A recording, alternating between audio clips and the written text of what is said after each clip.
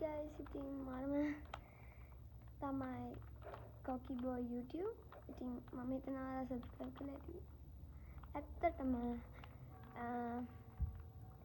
අවුරුදු 10කට පස්සේ මම මේක මගේ future එකේ මම මේ වීඩියෝ එක බලනවා නම් hi future me